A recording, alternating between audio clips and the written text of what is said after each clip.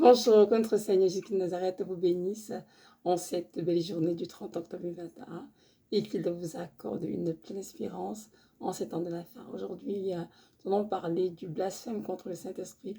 Qu'est-ce que c'est exactement? Parce que parfois, c'est un thème qui porte à confusion. Pour être honnête, moi, durant toute ma vie, je n'ai jamais compris réellement c'était quoi le blasphème contre le Saint-Esprit parce que, en fait, le Seigneur dit dans sa parole que tout blasphème pourrait être pardonné. Mais le blasphème contre le Saint-Esprit est un péché éternel. Donc c'est important, quand on est chrétien, comme mission, savoir ce que c'est, afin d'être prudent, pour ne pas commettre des erreurs qui pourraient nous coûter l'éternité. Donc nous allons en parler aujourd'hui. Nous allons lire dans la parole directement dans le livre de Marc, Marc chapitre 3, le texte dans lequel justement le Seigneur Jésus a mentionné sa bouche le blasphème contre le Saint-Esprit. Donc en fait il s'agit de Marc 3, je dirais du verset 20. 20, 20 jusqu'à... Non, pas ça. Marc 20 et du verset, c'est ça, 20 jusqu'à 30. Donc ça dit ceci. Ils se rendirent à la maison et la foule s'assembla de nouveau,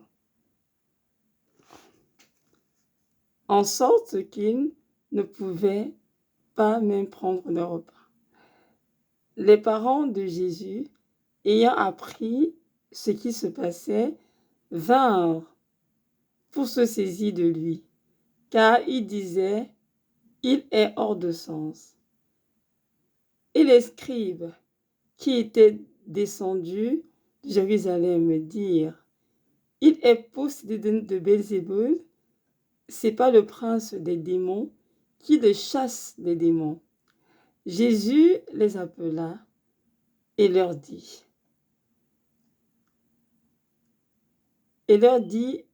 sous forme de parabole, comment Satan peut-il chasser Satan? Si un royaume est divisé contre lui-même, ce royaume ne peut subsister. Et si une maison est divisée contre elle-même, cette maison ne peut subsister. Si donc Satan se révolte contre lui-même, il est divisé et il ne peut subsister.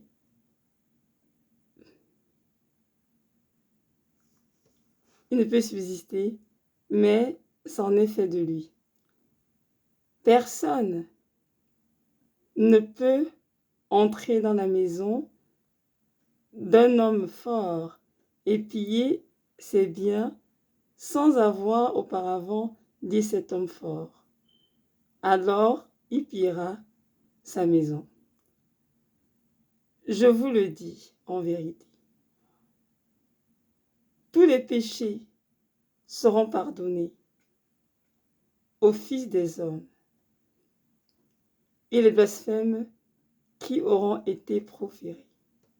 Mais quiconque blasphémera contre le Saint-Esprit n'obtiendra jamais de pardon. Il est coupable d'un péché éternel. Jésus parla ainsi parce qu'il disait, il est possédé d'un esprit impur. Amen, parole du Seigneur.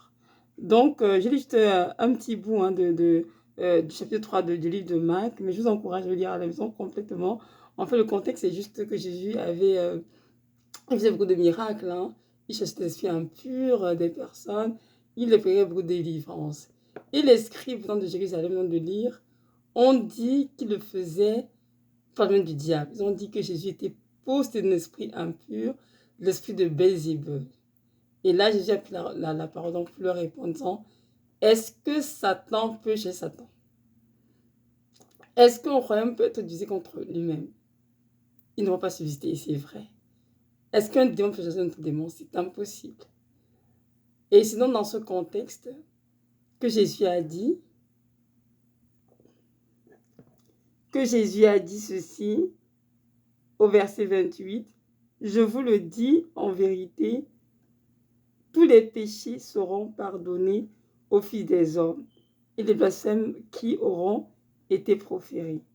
Mais quiconque blasphémera contre le Saint-Esprit n'obtiendra jamais de pardon. Il est coupable d'un péché éternel. Donc, on met ici que le Seigneur nous dit clairement que tous les péchés seront pardonnés aux hommes.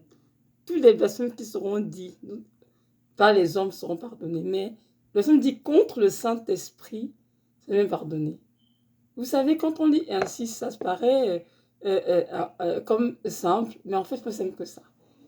C'est donc de faire la différence entre juste blasphémer comme ceci, ou bien dit des choses dans l'ignorance, et dit des choses en étant conscient de ce qu'on est en train de dire. En fait, blasphémer contre le Saint-Esprit, c'est quoi? C'est vraiment attribuer l'œuvre de l'Esprit Saint au diable. Et en le faisant sciemment. Oui, c'est très important de comprendre ce bout-là. Je répète, blasphème contre le Saint-Esprit, c'est attribuer l'œuvre de l'Esprit Saint au diable et en le faisant consciemment. Donc on est conscient de ce qu'on veut dire, on sait ce qu'on dit. Et ce sont ce péché-là qui est éternel, qui est un péché coupable et qui ne peut être pardonné ni dans ce siècle présent, ni ce siècle à venir. Je prends un exemple pour illustrer. On a une sœur qui, par exemple, n'est pas bien, et puis un homme de Dieu prie pour elle. La sœur délivrée un peu de l'esprit de sirène des eaux, la sœur délivrée de l'esprit de sirène des eaux. Et parmi ceux qui regardent la scène, d'aucuns pouvaient dire, oh oui, vraiment c'est de Dieu, toute personne qui agit, qui par la main du serviteur a délivré la sœur de l'esprit de sirène des eaux. Il y a d'autres qui pourront dire, mais non, ce n'est pas vrai, cet homme de Dieu est un serviteur de Satan, ce qu'il fait, ce n'est pas de Dieu. On peut dire beaucoup de choses. On écoute, pas de problème. Une troisième de personnes qui, dans leur cœur, savent très bien que ce qui se produit est vraiment l'action divine. C'est seulement le Saint-Esprit. Mais ces personnes ouvrent la bouche et profèrent clairement que la défense de la sœur a été faite par Satan. Et c'est ça dont le troisième cas qu'on appelle blasphème contre le Saint-Esprit. Parce que ceux qui parlent par ignorance, ceux qui se blasphèment par ignorance, ne sont pas condamnés. Tous ceux qui ont été pardonnés au Seigneur, Dieu a les pardonner. On peut parler, c'est pas ignorance, parce qu'on ne sait pas vraiment c'est Dieu qui l'a fait ou pas. On peut avoir des impressions, on peut avoir des préjugés, ça c'est autre chose.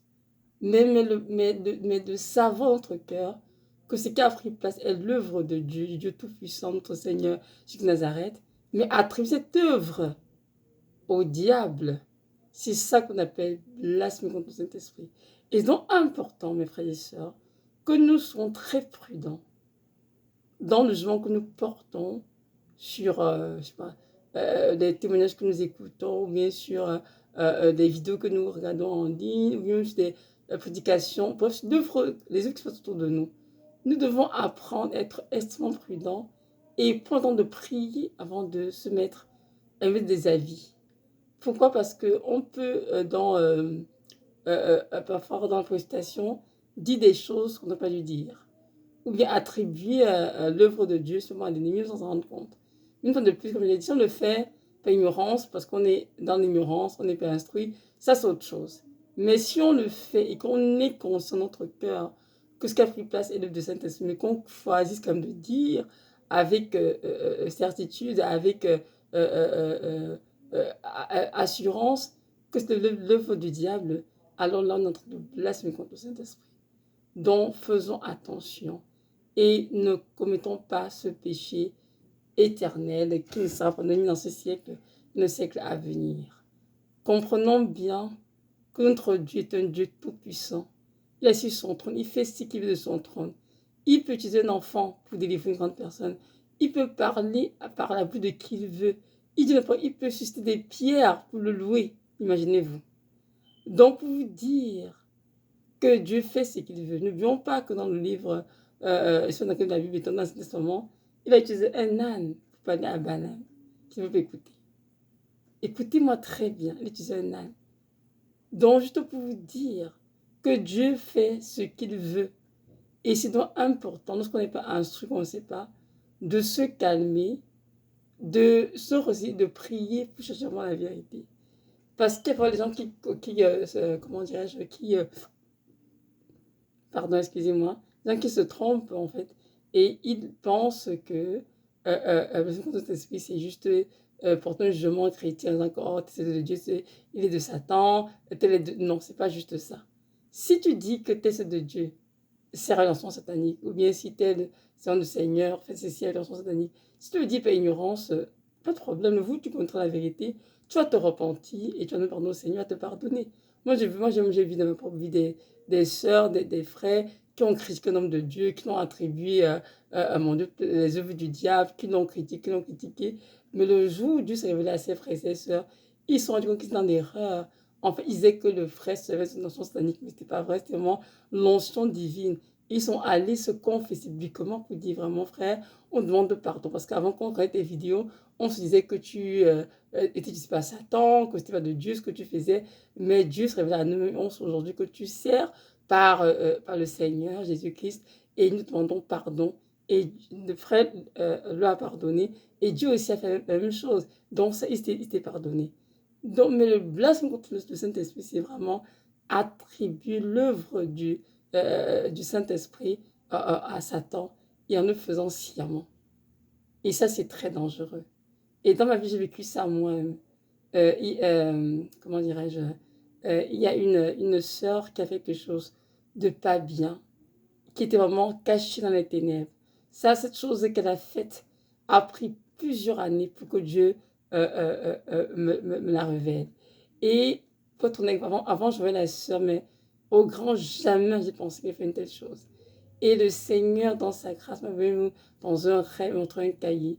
Il a dit, lève-toi et t'es muni. J'ai dit, Seigneur, je fais le cahier dans le rêve. Mais qu'est-ce que le cahier fait?